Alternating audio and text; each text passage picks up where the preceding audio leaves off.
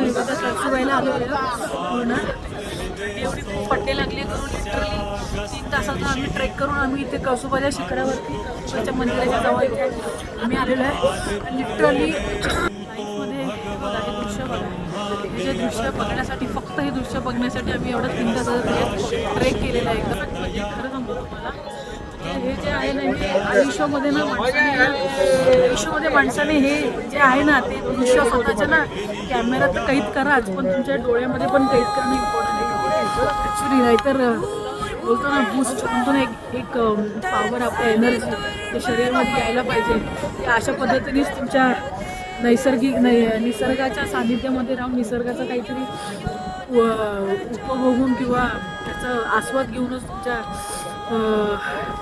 होणार आहे करून. त्याच्यामुळे प्लीज असं करत राहा तुम्ही सगळेजण.